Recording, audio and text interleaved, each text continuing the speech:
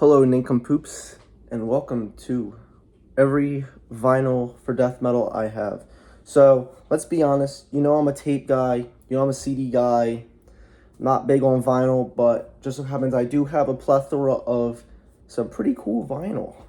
A lot of the death metal I listen to isn't even pressed on vinyl, but the stuff I do have is pretty much stuff that's only available on vinyl or just stuff that I've gotten through helping the band, free stuff, some personal stuff that I just wanted to collect in vinyl. But start off the best vinyl. We have Mortal Decay's Gathering of Human Artifacts. This was from 92 to 95. All of Mortal Decay's class 6.6s, as some would say. But Mortal Decay is my band. It's my go-to. Right up there with, Scatter Remnants, Internal Bleeding, Repudiation, stuff like that. I love Mortal Decay. I definitely pick up this one. Some tracks I like: Delirium, Consume the Rancid Gore, Dawn of Misery. But any death metal guy into some really early brutal death metal should definitely get that. Next we have Mortician with Chainsaw Dismemberment. This is the what press is this? This is the 20th anniversary, so it's the Sawblade one. So I'll show you real quick. I know these go for a pretty penny on Discogs now. But yeah, it's a total Sawblade. It's really hard to get back in the cover. Those who have it would know. But Chainsaw, probably honestly, Hacked Up is probably my favorite. But Chainsaw is definitely the heaviest. I know it's Roll's favorite. But yeah, Chainsaw is freaking badass. If you're just getting the Mortician, chances are you start with Chainsaw just because it's the most graphic. But yeah, Chainsaw is badass. And a lot of these are like bust at the bottom because of the saw blade. But yeah. Next is Zombie Apocalypse. This is the Hell's Headbanger press. And the thing with this press, I don't know why, but on Hell on Earth, it just like sounds really laggy. He's like, in the box. I don't know if it's like a error in my pressing, but that's again one of the reasons why I'm not big on vinyl. The vinyl just has too much flaws because like back in the 90s when they actually pressed stuff analog, they actually made it just for the record, but now they just put like a digital pressing of a CD or like a master file on wax, and it's just weird. You're like listening, I listen to the true analog recording, listen to a digital on wax. But newer one, Cerebral Effusion. This album blew me away when I heard it. If you haven't got, what was this again? Ominous Flesh Disciple, I'm pretty sure, from what I can read on the plastic. Yeah, this was badass. This is like Repudiation on freaking crack. There's gurgly frog vocals. He just comes there like, it's amazing. And I'm not big on like newer stuff. It takes a lot for me to get into newer stuff. And this band has been around since the 90s, but bands that are this is the best Cerebral Effusion has ever put out. It's better than any of the 2000 stuff they did. They were kind of more generic-y, like gutturally, like Discord type of just like. Here's Slams Are Incredible. Next up, we have 2 of the Afterbirth comps, fully signed. The reason why I have 2 is because I'm actually on the notes. Right about here says Jimmy Forster. So if you've listened to the CD version, it sounds very, very, very muddy. And the reason for that is because whoever decided to use the tracks really messed up on the tracks. Whoever used the tracks decided to mess up the tracks. No, but the guy in the studio messed up the tracks for whatever reason, and I guess they didn't have the audio from the original tape.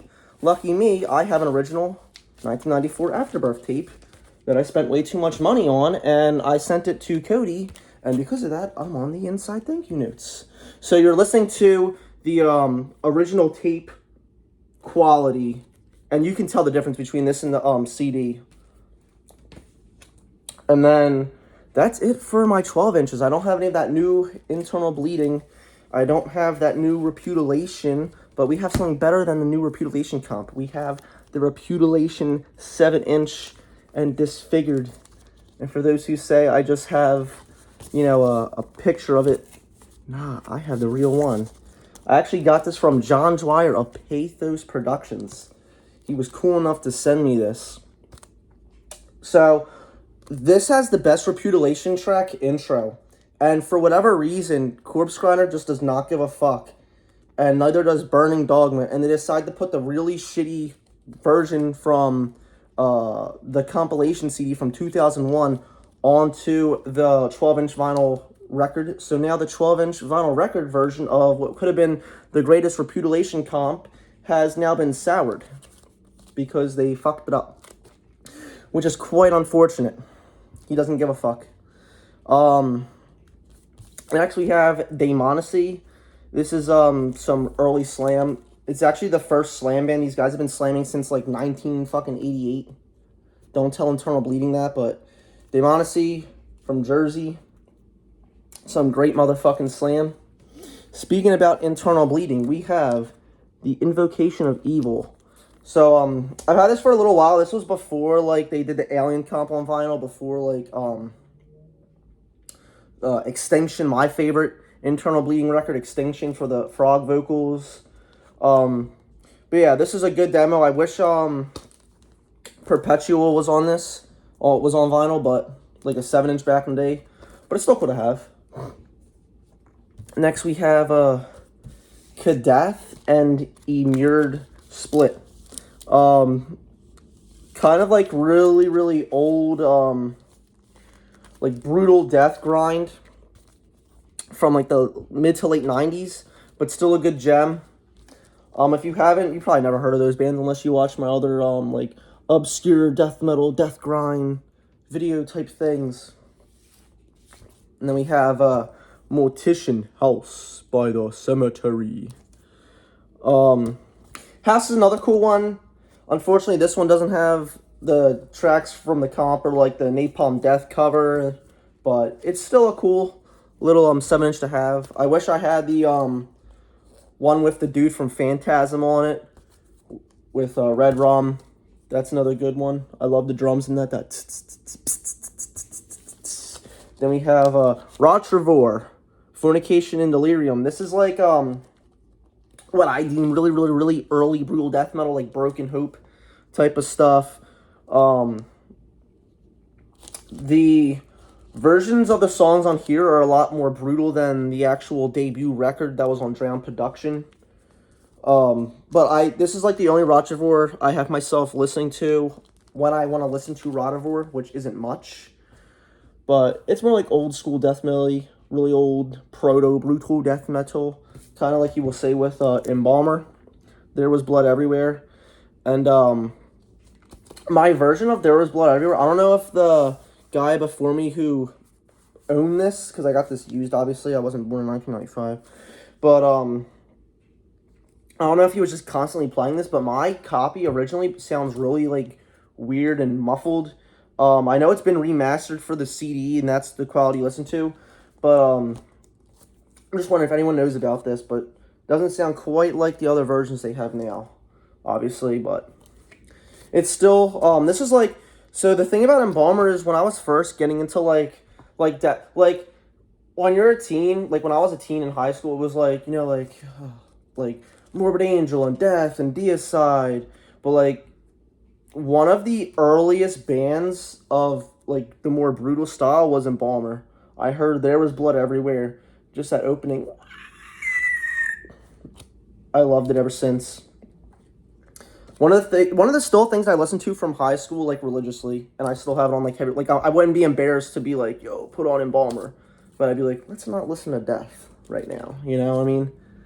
Not because it's bad, just I was listening to it for years. My styles have gravitated to the brutal side. But that is my entire vinyl collection. I know I don't have a plethora wall of vinyl, but that's more for my CDs and cassettes, which are in the hundreds of really obscure stuff. Thanks for chilling out with me today. Hope you found some good vinyl that you can get from Discogs, and I'll catch you on the flip.